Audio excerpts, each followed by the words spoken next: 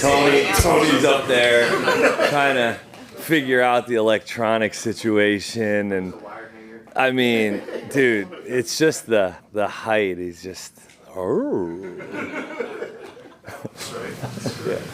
Yeah. I really like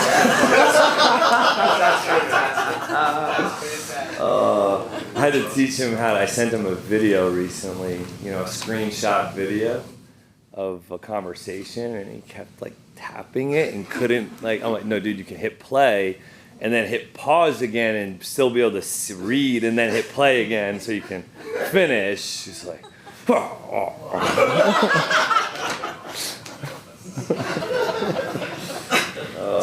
the best, the absolute best, the best. So all right. Is Greg Newsome going to play on Sunday?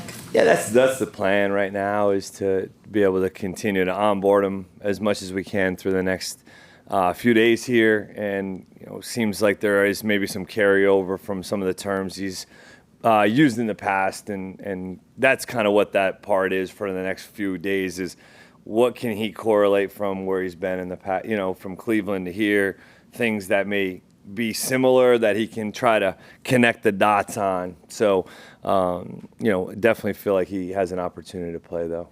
What do you like about Newsome in his game? Yeah, I think smart football player. I watched him be put in a lot of difficult downs at times this year. I mean, against some really quality opponents, and competed his tail off.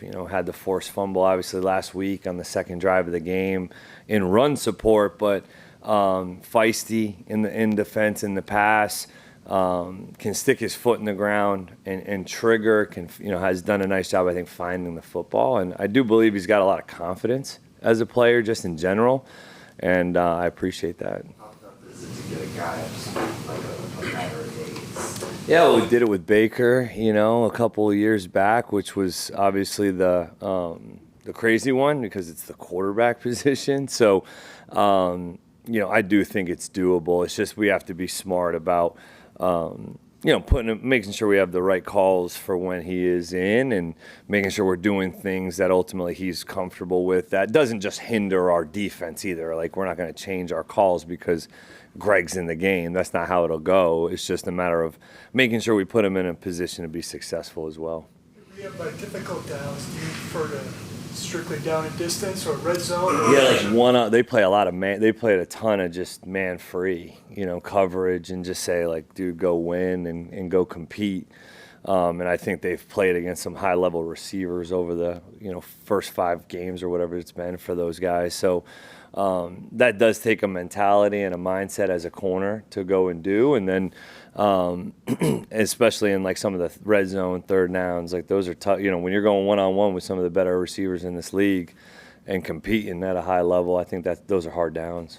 When you make a trade in the middle of the season, especially with a guy that's been here a while, do you address it immediately the next morning or whatever like that with the team? Or do you I addressed it with a lot of the guys individually, and then I did talk to the team quickly after practice, and it was just like, Tyson, unbelievable human. Like, I have a lot of respect for Tyson Campbell, and everybody else does in this building. So that wasn't one of the cultural undertones, and so it's hard. It's hard to lose a guy that everybody likes. So that's something you have to be aware of as a coach, I think, and have some conversations with the guys so that they understand fully some of the reasoning, and but also, hey, we got a job to go do. We have a game to go win, and we're trying to do what we think is best for the team and for the organization, and we have a huge opportunity this weekend. Working through it, but the expectation is Greg basically slides into what Tyson's role was. Is he playing inside, outside? We haven't gone that far. We're hoping he can just help us win on this Sunday coming up. Seattle's doing an excellent job in the return game. I think they're second in punt, second in kickoff. What stands out when you watch those two units? Yeah, they're very well coached in their special teams. They have very good effort and play. It's another great test for our special teams unit that I think is just getting better and better each week. Heath and Luke have done a really nice job. But if you look at Horton and Young, have both had huge returns on the year in their own right in both phases. So anytime you've got a dynamic returner or a guy that has shown to put it on tape to be able to create explosives in special teams. Our phase has to take that personally, and I think they, have for the last few weeks taken some of that stuff personally in terms of the matchups and going and winning that phase. We absolutely won that phase last weekend, and that was the other night. That was a huge reason why we won the game. So another great test for these guys to be disciplined in their lanes, especially in the kicking game, and spreading the net when we are in some of our punts. And we're going to have to be really good on teams this week again. Impressive is Seattle's offensive balance. It seems like they're doing a good job really in all phases of the Yeah, a lot of, you can tell they went out, obviously made a change at the coordinator position this year, got a lot of respect from Mike McDonald as a head coach, and going out and making a decision that he wanted to find some, a little bit more balance, physical nature up front, running the football.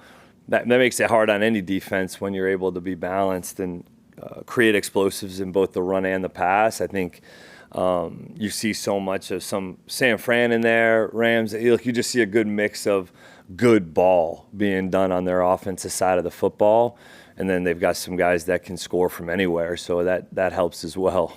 On the special teams note, how big of a boost is Ray Lane and his physicality been doing? Just that guy every week makes a play. Makes it difficult, I think, maybe on our opponent to have to make a decision to double him, because if you don't, there's an opportunity that he can make the play. Relentless, he's strong, athletic, can run.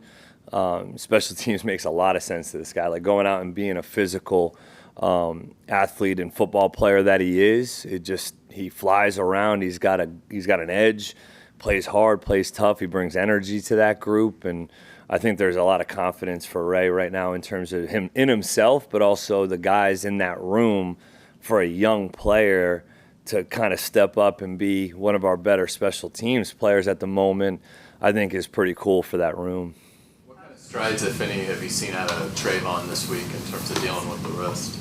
Yeah, I think getting him out there yesterday, just moving in a more full speed pace than we were really able to do at times last week. I think that's helpful, being able to see him use it a little bit more. And although it's awkward, it's just still awkward using your hand when you don't have a hand that you really use. So he's doing everything he can right now. That was really good to see yesterday. Hopefully you see another step today with more and more comfort level of using it. And they're definitely very hopeful. Is this kind of scheduling window for you? Monday night, short week to Sunday, and then you got London right around the corner.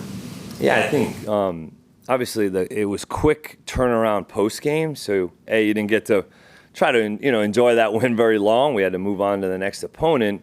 But I think now it has settled a little bit more, right? Like when we brought the players back in this week, it was just one kind of funky day, and then we just got back right on to our normal schedule, which I think has helped all of us just take a deep breath after that game. And now you're in a normal rhythm and routine. And I addressed that, the London deal with them earlier. I go, guys, I'm going to give you a couple tidbits on information next week. And this is the last time we're talking about London until we play this game. Besides giving Trevor Lawrence the play call into his helmet, what other information do you feel you have to give him without overloading him?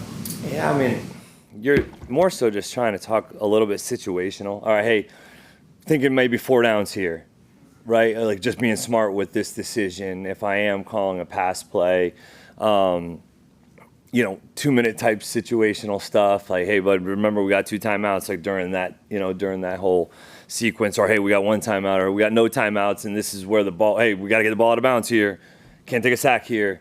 Just little notes like that you're trying to give any quarterback throughout, but also trying not to take away from him maybe not hearing something of the play call. So, that dialogue continues to grow, and you ultimately find out throughout a game. Well, I don't have to say much to him at all in these moments because we've already done this, or we've gotten to this place where we've had this conversation, or that's kind of how the dynamic works. What have you seen from Jonah this week, getting all the...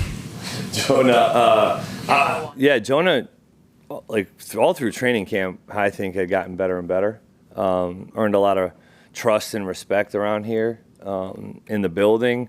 He is prepared like a pro all throughout this process. So, and he stepped up the other night in a couple moments where we needed him to. So, if he has to be the guy, if he's going to be the guy, we got a lot of trust that that's going to be a good deal for us. If he's the guy, if Hainsey can't go, is Makari then the backup center?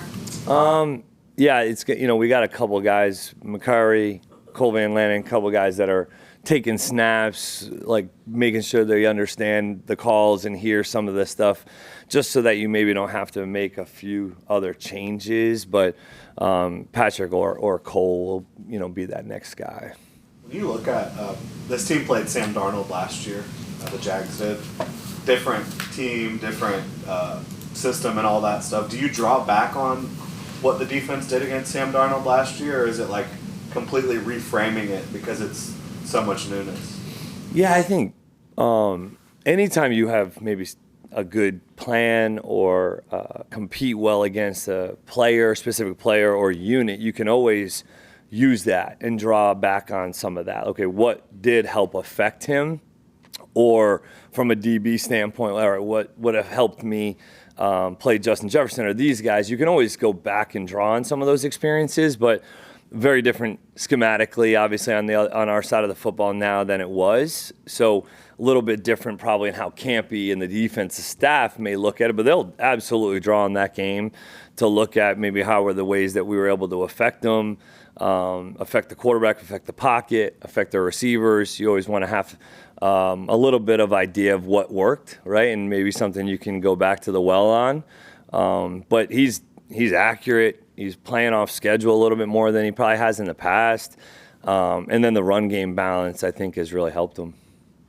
Jaxon Smith-Njigba, what stands out about his skill set and why is he such a tough cover in this He's really race? smooth, but I think faster and more sudden than sometimes you would appear because he's a smooth mover. He's run by some guys. He's gotten behind the defense a few times. And then when he does give them some one-on-one opportunities down the field, if there is some coverage there, I think he's done a nice job of making plays when the ball's in the air and some one-on-one opportunities. They'll also hand him jet sweeps and end arounds and get him the ball in space. So I know Shane was a part of obviously drafting him at the time and always spoke very highly of him, his football knowledge, his ability to play inside and outside. And then he's really had a nice year so far this year. I know this is obviously your focus on the game, but the honorary kid captain is going to be Josh's son. Just what does that mean for knowing that you, your staff, the team have been so supportive behind Josh and his family during this? Yeah, really a cool moment for Josh and for his family and for us, because right when getting here, that was one of the first, when I had a first conversation with my first player on this team was Josh Hines Allen. And within a 2-hour phone call conversation, he waited to the last 10 minutes to tell me about his son. And so that conversation stuck with me for a long time, made a really strong first impression on the man, the father, the husband, the player.